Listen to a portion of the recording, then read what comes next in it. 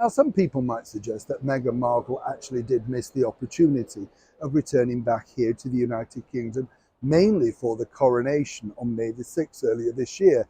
I mean, it's an historical event that, can't be repeated in a lifetime. Well, perhaps in her lifetime, if she's lucky enough to run the course. I mean, that's the bottom line, isn't it? But the other side of the coin is that apparently, according to a very well-placed source, indeed, Meghan and Harry, and particularly Meghan, wanted to return back here to the United Kingdom because she's looking for guidance. That's right, guidance. As ever, let me explain. Hi, good morning. How are you? Nice to see you today. And as ever, thank you so much for joining me. Lovely to have your company. And as ever, I know I mean this, but welcome one and all brand new subscribers. Thank you for taking the time out. Really appreciate it. Glad you're enjoying some of the product. And as ever, we like to keep busy with the news that matters to you, whether it be royal, nostalgia, or indeed just daft things that I see and think, love to share that with you. What do you think? I love your responses because it just proves we're on the same page. You kind of think, aren't these things daft? Halloween gifts already, Christmas cards, mince pies, we mentioned that. Madness, isn't it, when you think about it? I mean, I don't want to see a mince pie until December, do you?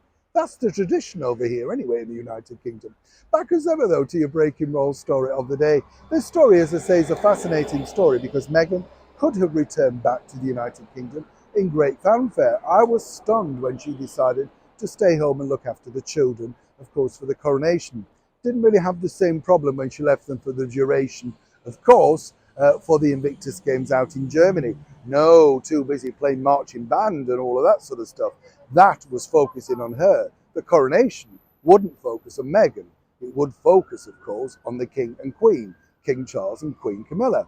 But according to a very well-placed source, Meghan saw herself returning back here and would simply like to do so in the very near future because, as we know, Prince Harry openly has spoken about still speaking to his mother every day. And I'm not mocking that. I know a lot of people do reach out to people just for guidance, and perhaps it sort of gives you a little bit of comfort, doesn't it? Whatever.